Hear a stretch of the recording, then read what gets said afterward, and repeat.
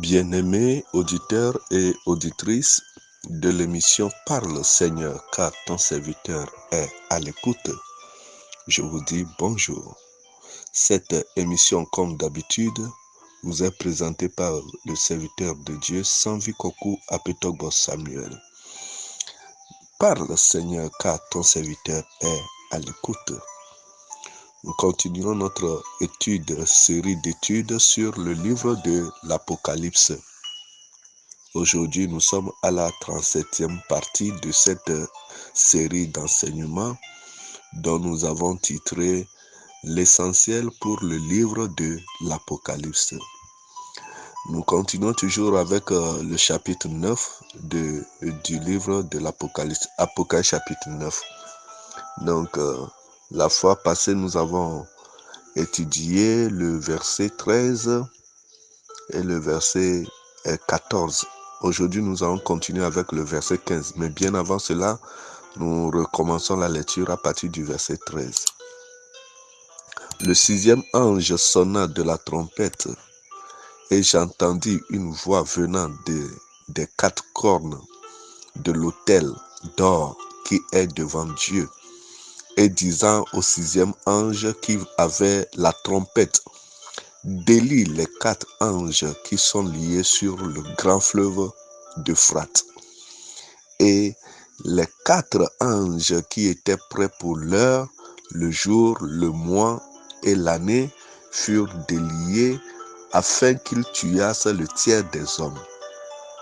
Le nombre des cavaliers de l'armée était de 2 myriades de myriades. J'en entendis le nombre. Et ainsi, je vis les chevaux dans la vision, et ceux qui les montaient ayant des cuirasses couleur de feu, d'hyacinthe et de soufre. Les têtes des chevaux étaient comme des têtes de lions, et de leur bouche, il sortait du feu, de la fumée et du soufre. Le tiers des hommes fut tué par ces trois fléaux, par le feu, par la fumée et par le soufre qui sortait de leur bouche, car le pouvoir des chevaux était dans leur bouche et dans leur queue. Leur queue était semblable à des serpents ayant des têtes, et c'est avec elles qu'ils faisaient du mal. Nous allons nous arrêter au verset 19. Comme nous le disions, nous avions déjà parlé du verset 13 et du verset 14. Nous voyons que lorsque le sixième ange sonna de la trompette, et les quatre anges qui étaient liés sur le grand fleuve d'Euphrate furent déliés. Et là, on nous dit que ces quatre anges qui étaient prêts pour l'heure, le jour, le mois et l'année furent déliés afin qu'ils tuassent le tiers des hommes. On fait allusion au grand fleuve Euphrate, comme nous l'avions dit. Donc, le grand fleuve Euphrate traverse 3 pays d'Orient. Et nous savons, si on parle des pays d'Orient, on parle de l'Asie actuelle. Donc, le fleuve Euphrate traverse la Syrie, traverse l'Irak et puis traverse la Turquie. Alors, il y aura un grand mouvement dans ces 3 pays, des mouvements de guerre dans ces 3 pays.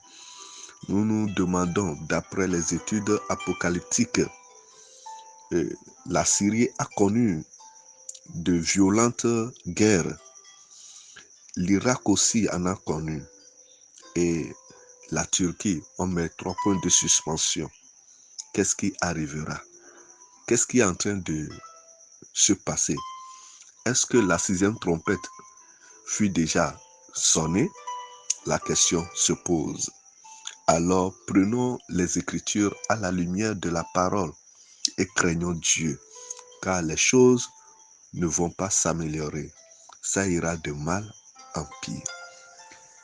Que le Seigneur nous aide.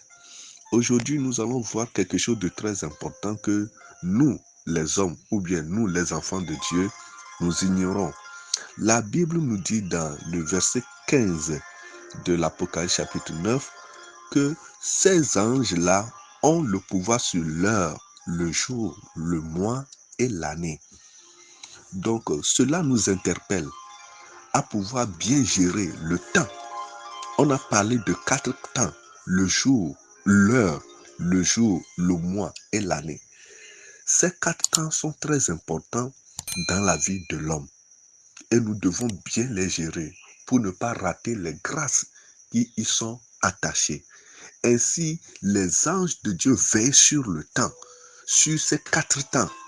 Et lorsque nous prions selon ces 4 temps, nous pouvons être exaucés. C'est de la même manière qu'il y a certains démons qui sont liés au temps. Et à ce moment précis-là, des gens mystiques invoquent ces démons-là sur les temps pour qu'ils agissent en leur faveur et faire du mal. Par exemple, si nous prenons l'heure, le chrétien ne doit pas minimiser le 0 heure. À 0 heure, le chrétien doit se lever pour prier. L'homme spirituel doit se lever à minuit à 0 heure pour invoquer Dieu. On invoque Dieu. Invoque-moi au jour de la détresse et je te répondrai. À 3 heures, c'est aussi un moment très capital pour l'homme spirituel que nous sommes. 6 heures, un moment très important. 9 heures, 12 heures, 18 heures, 21 heures et 24 heures.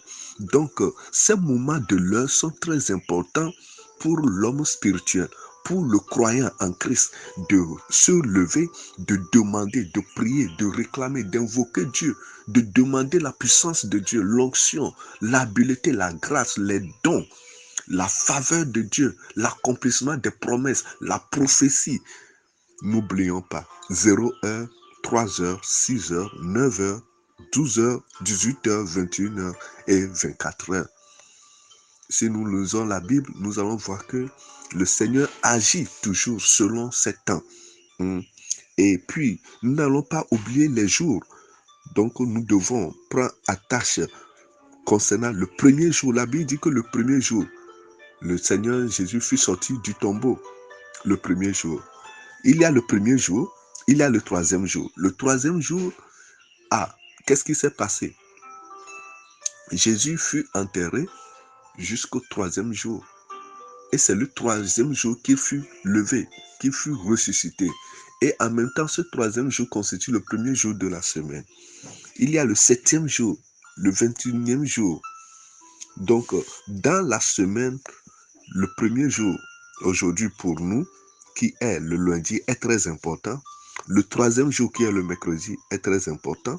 Le 7e jour, qui est le samedi, est très important pour nous. Alors, nous devons prier et le chrétien doit invoquer Dieu. Tu peux prier 1 jour, 3 jours, 7 jours et puis 21 jours. Est-ce que nous nous rappelons les prières de Daniel? Daniel a prié pendant 21 jours. Alors, si nous aussi nous voulons prier, nous pouvons prier 1er jour, 3 jours, 7 jours, 21 jours. C'est très important. Et aussi, il y a le 40e jour. Nous devons prier pendant 40 jours. Nous devons jeûner pendant 40 jours. Tu dois jeûner 1 jour, 3 jours, 7 jours, 21 jours et puis 40 jours. Le Seigneur est fidèle à ses promesses. Le temps est très important dans le monde surnaturel. Aussi, la Bible nous parle du mois. Les 4 anges ont le pouvoir sur les 4 temps, l'heure, le jour, le mois et l'année.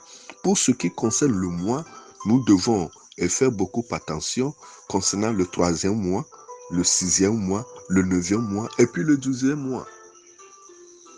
Donc, lorsque le 3e mois arrive, alors nous devons beaucoup prier. Le 6e mois, qui est la moitié de l'année, nous devons beaucoup prier. Le 9e mois, nous devons prier. Et le 10e mois, nous devons prier. La Bible dit qu'au 6e mois, l'ange de l'Éternel fut envoyé vers Marie.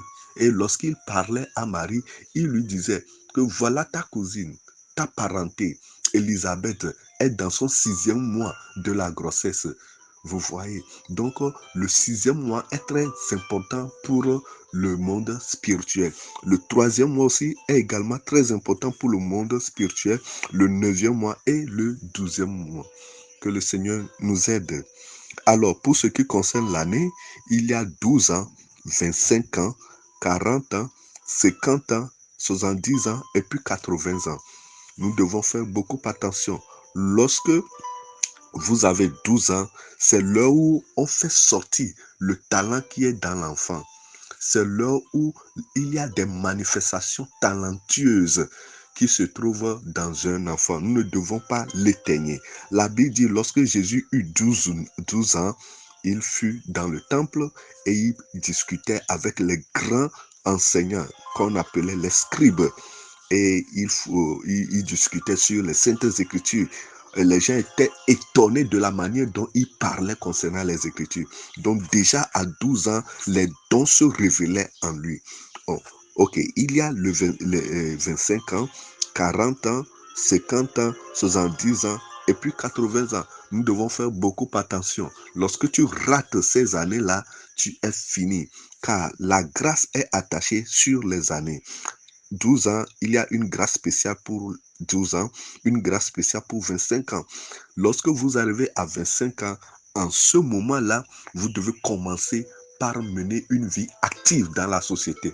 Lorsque vous ratez 25 ans, que vous ne commencez pas par travailler, alors il faut s'attendre encore à 40 ans. Lorsque vous ratez 40 ans, la grâce est attachée à 50 ans. Et lorsque vous ratez 50 ans, c'est fini, c'est la souffrance. Déjà à 40 ans, l'homme doit commencer par jouir de ses efforts. Que le Seigneur nous aide. As-tu raté déjà tes années? As-tu déjà raté les grâces? Alors il y a une grâce qui t'attend ce matin. Que le Seigneur nous aide. Il n'est pas encore trop tard pour se relever, car le meilleur reste toujours à venir. Paix et joie à nos cœurs. Vous venez d'écouter la voix de vos serviteurs, Sanvi Kokou Apetobo Samuel. À la prochaine. Bye bye.